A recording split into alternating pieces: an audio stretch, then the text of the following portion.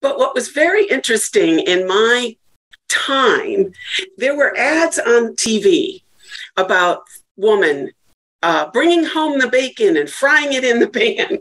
That was the big commercial. And it said we were supposed to be Wonder Women. We were supposed to do it all. We were supposed to go out there, earn the bacon, and then fry it up in the pan. And as I looked around in my corporate environment, I saw that that's not what the men were doing. The men weren't trying to do it all.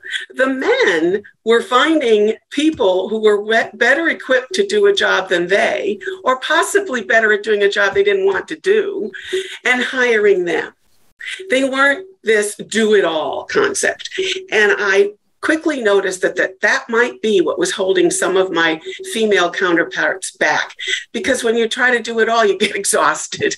So I took that learning and adapted the idea of delegation and finding the right people to do the right jobs and then staying on top of them and overseeing that performance and making sure that they knew what the goal was and that we would get there.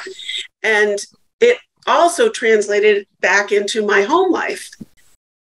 Because for me to be able to do what I was doing, now that I had a husband and 2 children, meant that I needed to delegate some of that too. And my terrific husband was willing to take on the role of being a very early, what's called stay-at-home dad. And not many guys were doing it, but he was an early adapter and he did it. And I was smart enough to let him do it the way he wanted to do it, not impose my way of doing it, and just wear the pink underwear. Eventually, he was going to figure out how to do the laundry and separate the colors. And he did. And now he does laundry better than I.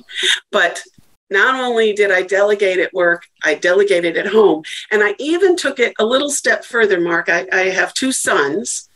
And I convinced them that when they got to be a double-digit person, they were allowed to have a double-digit bike. That was a big thing, to have a 10-speed bike, and their own laundry baskets.